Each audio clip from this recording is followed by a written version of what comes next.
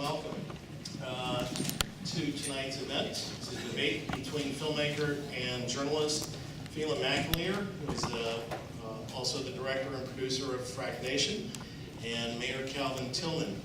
Mayor Tillman is the former mayor of Dish, Texas, a small community in North Texas in Denton County. Mayor Tillman is an outspoken critic of the natural gas industry and serves as a citizen's advocate. He has been featured in Gasland and Gasland 2. Also joining us tonight is Mark McCord, director of Frack Dallas, a concerned citizen group with a focus on hydraulic fracturing. I will turn this over to Mark in just a moment, who is going to outline the rules of tonight's debate. The timekeeper for tonight's event is Lawrence Cottle. A special thank you to Brookhaven College and Director Melanie Gamble, the Geotechnology Institute, and Associate Dean of STEM Initiatives, Dr. Claire Bambro, for providing the venue and is also the sponsor for tonight's debate. Tonight's debate is being live streamed on the well as videotaped and audio taped. There will be a question and answer period following the debate. And in interest of time, the audience is being provided cards to write their questions down. With the world watching on this highly contentious issue, it's bound to get a little lively. If it gets too lively, we have on hand several law enforcement officers who will guide you to one of the exits if necessary. You are welcome to take video and pictures. Just please no flash pictures, and I would ask you to please take this time to silence your cell phones. So thanks for coming tonight. Thank you, Tim. As Tim said, my name is Mark McCord, Director of Frack Dallas. We're the ones that organized this debate. We appreciate every one of you showing up tonight. One thing I want to mention that Tim did not mention is that outside we had a donation bucket, and we'll have it in here at the end of the debate for you to use. Any money we collect tonight will be granted to Brookhaven College Geotechnology Institute to thank them for the use of this wonderful facility. We're very appreciative of them making the facility available to us. And we also want to welcome the STEM Club from Brookhaven, who has taken time to attend. If you're a member of the STEM Club, would you stand up?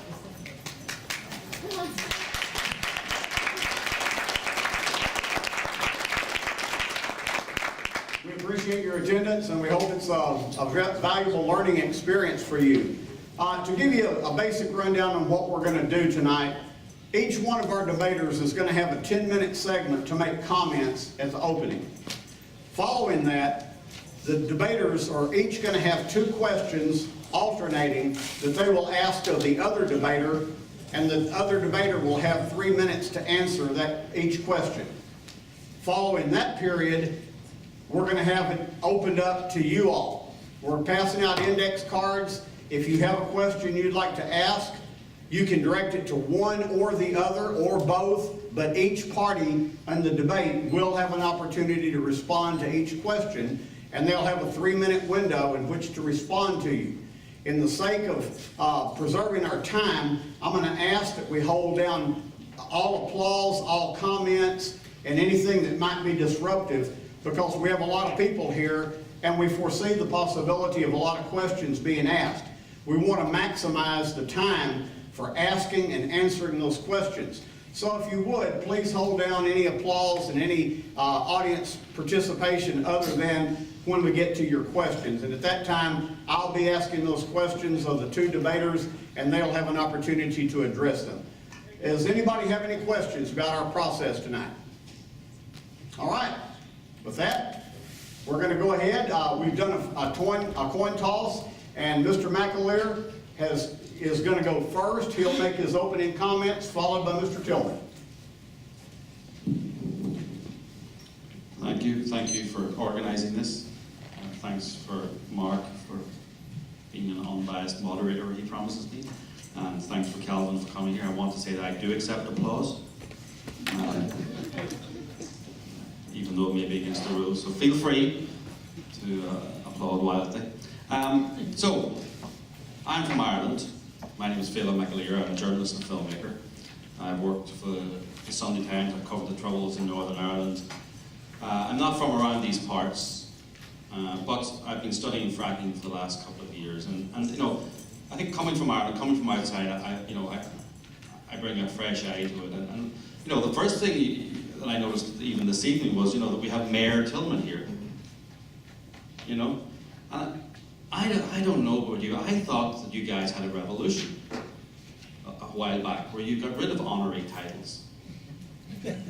You know, this gentleman, he stood for election, I know once, twice, I'm not sure how many times. He was elected mayor. He's no longer a mayor, he no longer lives in an hotel, but he's introduced as Mayor Tillman. His Twitter handle is Mayor Tillman. And, you know, who needs a House of Lords when you've got titles for life like that, right? So, I was thinking about that fake title, you know, and I suppose then I thought I shouldn't be surprised, because the reason I'm here is because most of what Calvin Tillman, most of his campaign, and most of the anti-fracking campaign in general, is based on exaggerated but mostly fraudulent data. Often fraudulent data. But I think the prime example of it is Mayor Tillman. He ran a very public campaign in Dish, Texas. He got in a company called Wolf Eagle Environmental Engineers to analyze the air and water. And it was found to be awful. Like, I don't know the exact, maybe Mayor Tillman will fill me in on the exact chemical construction and how awful it is, but we know that his children got nosebleeds, that people may have cancer, his children may have cancer. We know all that, he said it often, very often. But it has since emerged that not only the person who took the tests and produced the results, that she also liked fake credentials and fake titles. The CEO is a one-woman company called Wolf Eagle Environmental Resources. The CEO of that was a woman called Alyssa Rich, and she has admitted under oath that when she took those results, she falsely claimed to have a PhD and falsely claimed to be an engineer. And a further court found that she fraudulently, and that was the word they used, fraudulently concocted a video to extort money out of an oil and gas company. So here we have Mayor Tillman relying on the results, you know, basing his whole anti-fracking campaign on fraudulent results. And that's why I'm here. That's why I have asked Mayor Tillman so often. I mean, this is a university. Imagine someone claiming they'd found some results in a laboratory and then coming out afterwards. They'd not one fraudulent qualification, but two fraudulent qualifications. And then that a judge had found they fraudulently concocted a video also. They'd be laughed out of the university. You wouldn't need to throw them out, they'd be laughed out of it. So I think it's a very serious matter. And Mayor Tillman has never adequately said, I disown those results. He's never said, I disown those results. So I want him tonight to say, yes, she was a fraudster. Well, that's been proven. She's admitted that. Yes, she was the fraudster. Yes, her qualifications were fraudulent. Yes, the results about Dish, Texas were based on those fraudulent qualifications and results, and I disown them. And then maybe we could have a proper debate. But until Mayor Tillman comes to that realization, that acceptance, you know, the first, I suppose maybe he's going through the stages of grief, you know, that his results have died, his great study has died, and he's in denial or rage, I don't know. I know he goes through denial and rage sometimes, often in front of me, but he needs to accept the way the world is. And I look forward to him saying tonight, and please ask him about that. What's your situation on these results? Are they genuine? And if you think they are genuine, how can they be genuine when they're put forward by a fraudster? So, and that's what I found as I've traveled around America looking at the anti-fracking campaigns. Dimmock, Pennsylvania, honest to God, it's a crossroads. If you drove past it, you'd miss it. But it's been on German TV, Japanese TV, everywhere. It's been on Irish TV, British TV. It's the ground zero of pollution. Well, I've been there. It's ground zero of pollution caused by fracking. It doesn't look very polluted, but hey, I'm not a scientist, unlike Alyssa Rich. No, sorry, she's not a scientist. Oh, no. So I went there 2 years after the big hoo-ha. And you go to Dimmock, Pennsylvania, there's my dog has died, my cat has died, my granny has died, my wife doesn't like me anymore. Fracking is blamed for everything.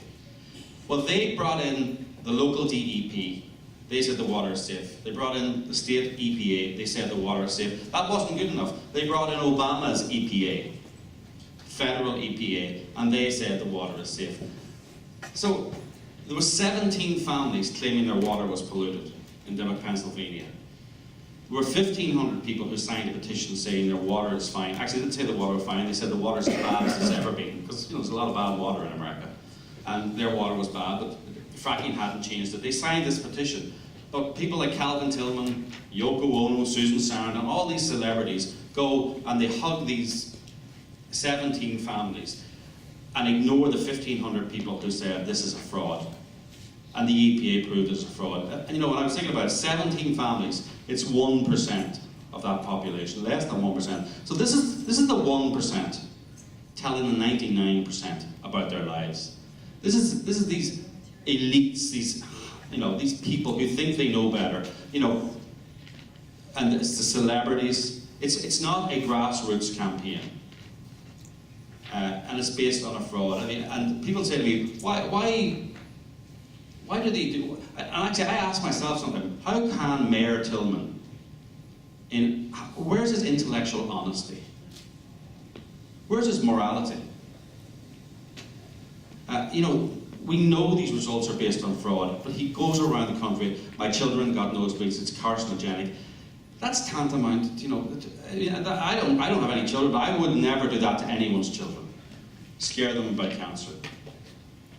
Tell them that they're sick because of fracking. I believe, I don't have any children, but I do believe children do get nosebleeds in areas where fracking does not happen. Perhaps someone out there could confirm that for me. So, but I just can't understand how people could do that. Where's the intellectual honesty of this? And people say to me, why do they do it? There's many reasons. You have a bank robber whose name I can forget. What's Willie Sutton? Willie Horton? Why do you rob banks? Because that's where the money is. Why do you sue oil and gas companies? Because that's where the money is. That's why they put claims against oil and gas companies, because that's where the money is. In Dimock, Pennsylvania, they were suing oil and gas companies. So, also, they get to meet celebrities. Yoko Ono came out to Dimock, Pennsylvania. I'm sure Mayor Tillman has met Yoko Ono. Personally, I think that's a punishment rather than a reward, but each to his own. That would be enough for me to ban fracking. Actually, if you could ban fracking and ban Yoko Ono, that would be, I might go with that.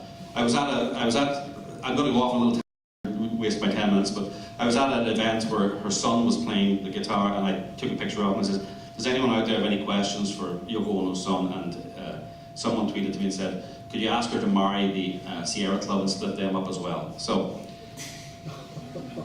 boom, boom. That's an old joke.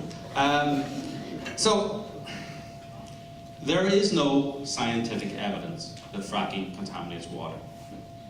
There is no scientific evidence that it contaminates groundwater. There is none. We are talking about an industrial process. We are talking about something where people will spill stuff. We are talking about a process where people will drive over your dog and knock out your hedge and spill oil and spill chemicals and spill stuff on the ground. It does not pollute your water. It does not contaminate your water. It's the same as farming. Farmers spill chemicals, they spill fertilizer. I'm from a farming background.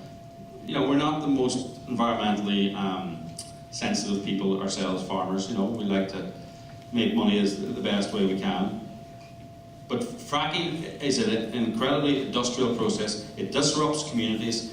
It brings in trucks. It brings in lots of people. It's creative destruction, but it creates. It doesn't destroy.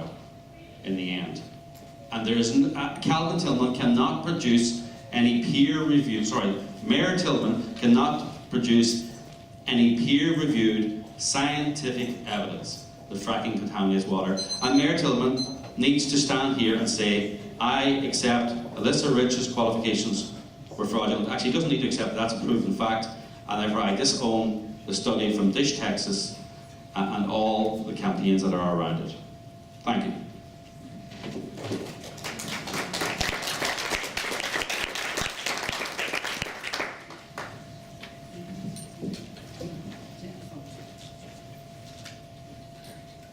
Thank you. So I actually didn't grow up in Texas. I actually grew up in Oklahoma. I actually grew up in the middle of an oil field in Oklahoma, a little town called Jennings. When I was a child, my father used to take me out on the pump jacks because he worked on the pump jacks on the weekends for extra money. And this probably began when I was about 4 or 5 years old. So I actually was very accustomed to oil and gas development. I do love Texas, I will say that. We moved here in 2003 for my career, which has nothing to do with politics, oil and gas development, or Russia. We bought a few acres in the country, thought we were living the American dream. In about 2005, the oil and gas industry began developing a large bank of compressor engines, which pushed the gas out into the pipeline system down the southern edge of our community. There was also processing equipment, glycol dehydrators, and also odorizers that were installed as part of this facility. I was only serving on city council at the time, but we found out there was literally nothing we could do about this because the facility was installed just a few feet outside of our corporate limits in the town of Clark at the time. We would later find out that these companies were what they call pipeline midstream companies. And with pipeline midstream companies, the local municipalities have very little influence over the activities of them. And they also have the power of eminent domain. So the property owners who own this property simply could not stop them. You know, as the facility began to grow, the noise started getting louder. The odors started getting stronger. And it got to a point that you simply couldn't sit outside and enjoy the nice Texas sunsets that we all are accustomed to. The companies, which totaled 7 when the facility was completed, were not much help. We tried working with them, but all they offered was empty promises. It would appear that much like most of our politicians, they wanted us to think they were doing something to help us without actually doing something to help us. Frankly, if the industry had controlled the hideous noise and the strong odors, we wouldn't be here right now. Or at least I wouldn't be. We were left with really no choice but to stand up and do something about it. So I began to take daily noise readings, and I published those readings online. And they were usually around 90 decibels or so near the compressor facility. So just to characterize that for you, from sitting in my home in Dish, it sounded like a diesel tractor running in my yard. In 2009, we commissioned the air study that Mr. McAleer has been referring to, not to prove that we were being poisoned, but to determine where the offensive odors was coming from. Because at this point, we had a huge facility that transported, billions of cubic feet of natural gas, and they were claiming that the odors wasn't from them. So if the industry had been the honest and good neighbors they claimed to be, there would have never been an air study. Our private property rights in Dish were destroyed. It basically was reverse condemnation because we could no longer use our property for what we had intended to use it for. We couldn't go outside. What's the use in having horses if you can't go outside and ride them? Our liberties were taken away by this industry. I had been a staunch, lifelong Republican up until this point. Talking out against the oil and gas industry just felt wrong. I donated to several Republican campaigns, including both presidential campaigns of George W. Bush. So imagine my surprise that the minute that I spoke publicly about the oil and gas industry, I was termed a left-wing, radical, un-American, tree-hugging, environmental wacko who's now getting paid by Russia. Why would they do that? Why would they say those things? It's called ad hominem attacks. And I'll read you a definition. Ad hominem attack is a fallacy in which a claim or argument is dismissed on the basis of some irrelevant fact or supposition about the author or the person being criticized. It's a lot easier to discredit someone when you frame it as though there's an underlying agenda or some sort of extreme ideology that they're pursuing. Those in the industry, including Mr. McAleer, have attempted this strategy of ad hominem attacks on me. With Mr. McAleer, it's all about the show and not the substance. It's all foam and no beer. When you describe the above scenario, when you talk about somebody's private property being impacted like ours was in Dish, most people would say that no, that's not right for somebody to put something in next to you. It's not right for somebody to put something in so noisy and so odorous offensive that you can't peacefully enjoy your property. Most people would say no, that's not right. In Texas, however, when you say it's the oil and gas industry, the subject immediately turns to jobs, things like that. So if you think it's okay for my private property rights and liberties to be destroyed, not for something that we just absolutely can't live without, not for something that they can't do better, but for profit, then you really need to look deep into your moral and political beliefs. The more attention we got, the harsher the attacks got, the more personal they got. The most fraudulent attacks have come from Phelim McAleer. Phelim put my image in the documentary FrackNation, but never bothered to request an interview from me. Why would he not request an interview? It'd be easier to paint me as something I'm not. He could just regurgitate what he had heard, kind of like the National Enquirer. Until recently, I had not seen FrackNation. Frankly, I could not stomach paying to see the film. After watching the film, you can see that Phelim has done exactly, and I mean exactly, what he's accused others of doing. There are several false and misleading statements, as well as pertinent information that has been excluded from the film. I'm sure that many of these things will come out in tonight's discussion. If not, I will try to capture some of them in my closing statements. The attacks on my character by Mr. McAleer did not stop with FrackNation as he continued these baseless assaults after the film. Perhaps since the film is such a poor movie, he needs someone to vilify in order to drum up more viewings of the film. He has recently published a very misleading video where he accuses me of avoiding tough questions. Nothing could be further from the truth. Just a few of the false statements that is made in this latest article is that I'm paid to do this. I am not, nor have I ever been. He also has made claims, and he just made it again, that my children might get sick or have leukemia, which is another false statement, and honestly, a little sickening for someone to say about somebody's children. I've never said that, and nor would I. The whole purpose of us moving from Dish is so we could eliminate some of the risk to our children's health. I spent 8.5 years in the United States Air Force and thought that here in America we had the freedom to decide where we want to live. But apparently Mr. McAleer and his followers do not believe that I should have the freedom to move away from the situation that we did not want to be in. It is also apparent that he does not believe that I have a right to speak out about my experience. I guess that part of the Constitution only applies to those who have the same mindset as Mr. McAleer. I would have liked to have my family here tonight. But the way that Mr. McAleer does his journalism, I was afraid that my family and children would be attacked by him. So hopefully they're watching on the live stream. As we get into asking the questions, as we get into the debate, I hope that you will pay attention to who answers the questions.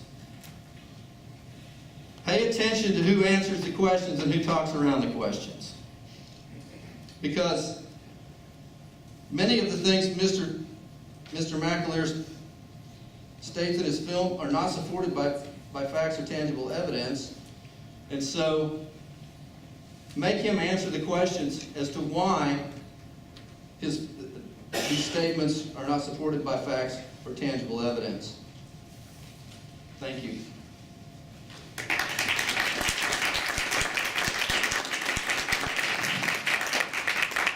All right, the next segment now, we're going to have a question and answer between the candidates for each other. Mr. McAleer, you go first. You have 1 minute for the question, 3 minutes for the answer. Just want to make sure there are no children in the room. I might attack them. Because that's what I do, apparently, attack children. Sorry. Yes, I attack children. So, I'd like to ask Mr. Tillman, did you commission a report by Alyssa Rich that said the air quality in Dish was harmful? Have you attributed the oil and gas industry to your children having nosebleeds? And have you said that the conditions in around Dish could be carcinogenic? And do you now accept, I've got 30 seconds left, so do you now accept that Alyssa Rich did have fraudulent qualifications, and do you now disown that report? Am I on the clock? Yes. You can have my time. You get 10 seconds. You can have my time. I want to hear the answer. Actually, you can have a little bit of extra time if you want. I really don't mind. As stated in the opening statement, I figured that this would come up. This was the air study that we did vote through the City Council to approve, and it was Wolf Eagle Environmental that did the testing. And when this all came about, shortly after the study, there became these public statements about Elisa didn't have an engineer on staff and didn't have a PhD. And I don't think anybody is going to, no offense, Elisa, but nobody is, I get 3 minutes, man. 3 for the answer. You can have as much as you want. I want to hear this. Okay. And so, I think that Phelim actually said 5 minutes, but anyway. So, no one would condone somebody falsifying their qualifications. No one would condone somebody lying about qualifications. So does that mean that this air study is no good? Yes. Yes. Well, Yes, it does. actually that doesn't. So as a responsible person, I would go and I would look and I would see, okay, did Elisa lie to me? Did the decision that I made to have her do this air study affect, did she lie to me? Did it affect my decision to hire her? And the answer to that is no. She didn't lie to me. I went back and looked through all the documents. Everything was very clear in the documents that she provided to me as to her qualifications. So it was never the PhD or the engineer that had me hire her to do this study. So, and then you must look at comparable data. We have comparable data, right? So there's been a lot of testing done in the Barnett Shale. So we have a TCEQ study, right? Everybody heard of the TCEQ? Has anybody ever heard of Barnett Shale Energy Education Council? If you look at the lab results from these studies, they mirror the lab results in this study. And if anybody would like to look at them, I've been nice enough to tab them for you. So, to say that this data is no good because of a claim that didn't affect the reason that I hired her to begin with, that's fraudulent in itself.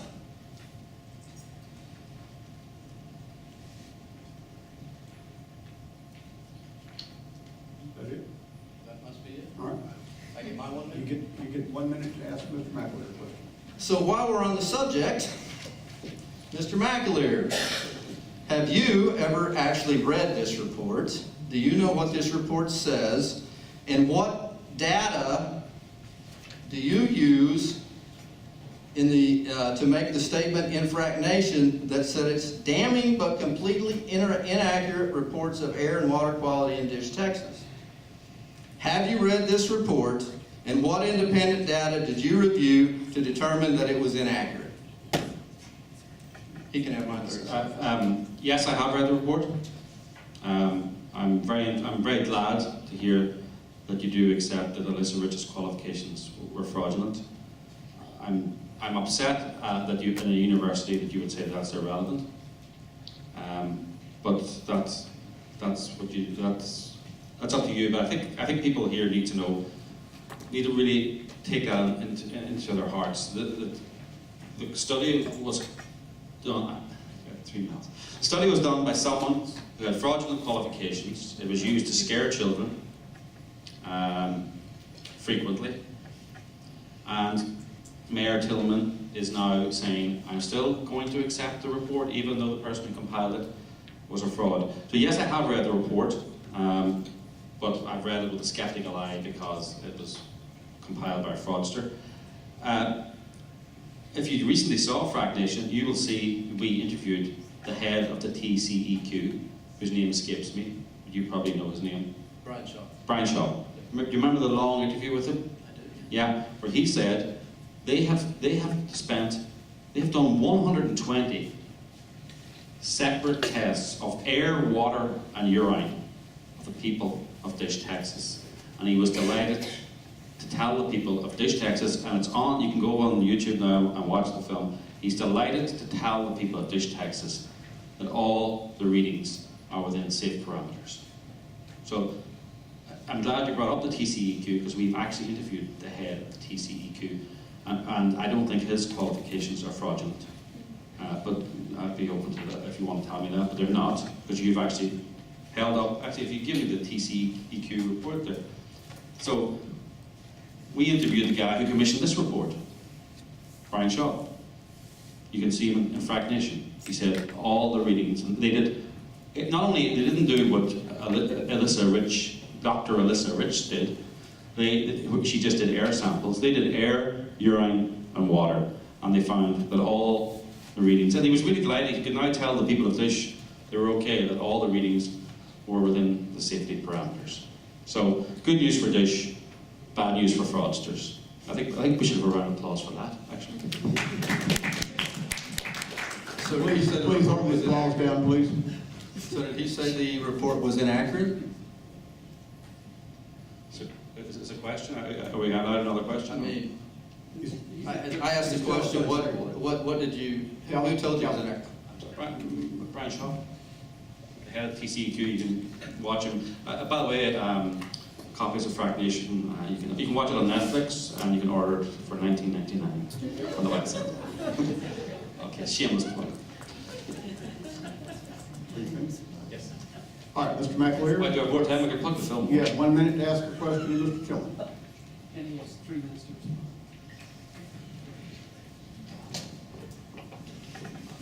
Are you going to apologize to the people of Dish for employing a fraudster and continuing to rely on that fraudulent report for so long after it's revealed she was a fraudster?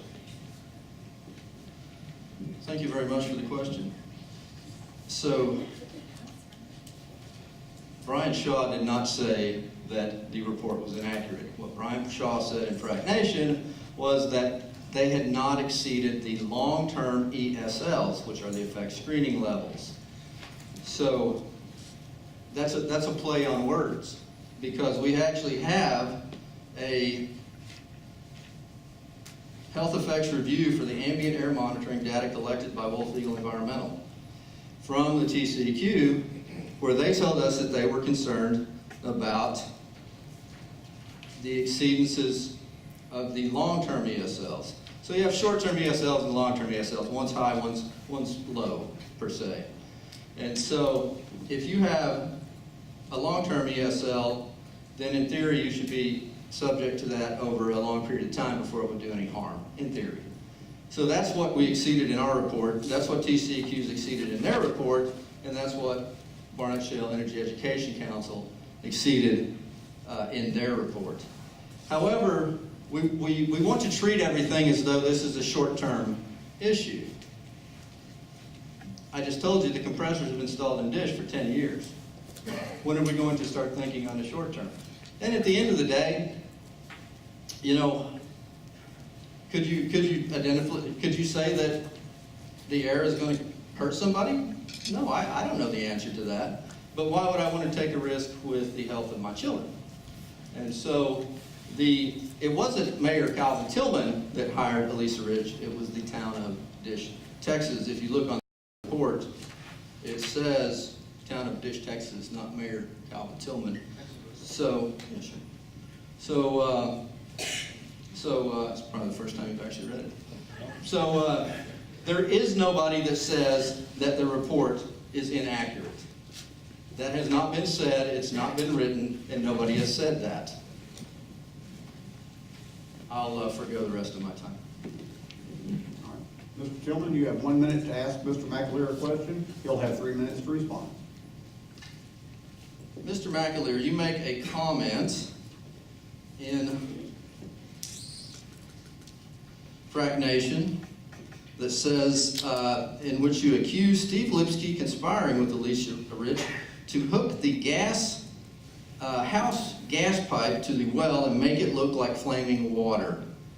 So, can you provide the documented evidence that shows where the claim was made that the water well was hooked to a gas pipe? I don't make that claim in FrackNation.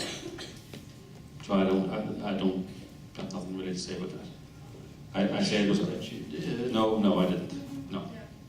I'm pretty sure that you Okay, so you can have the rest of my 3 minutes, or I can talk, but I didn't make that claim in FrackNation. It's a misunderstanding. Well, I tend Well, to disagree. First of all, let's not have any audience comments during this period. Thank you. Yeah, so I didn't make that claim, but people are entitled to make mistakes. So but there's so much out there. This is an issue where, I mean, I've often wondered why is this going on so long? What is behind this? Because if this was only about polluting water and polluting air, we could solve this tomorrow. I could get those people from that table over there and do a crowdfunding campaign and pay for them to go and sample the air and water in Dish, Texas, and Dimmock, Pennsylvania, and Pavilion, Wyoming. And they would come up with the results and we would accept them or not. We wouldn't have to, actually it wouldn't be up to us to accept them, they'd be independent scientific results. The independent scientific results are out. Obama's EPA went into Dimmock, Pennsylvania, just after Susan Sarandon and Mark Ruffalo, those great scientists. And they found that the water and air was clean in Dimmock, Pennsylvania. They went into Pavilion, Wyoming, and they pulled out because there was no case there. But those are the backbone of Gasland, the backbone of the anti-fracking movement. And there's just no science there. This is not real science. This is many things. This is emotionalism. This is anti-fossil fuels. Actually, it's not anti-fossil fuels, anti-American fossil fuels, because they don't mind Iranian fossil fuels or Russian fossil fuels or all other kinds of fossil fuels. And I have to stop.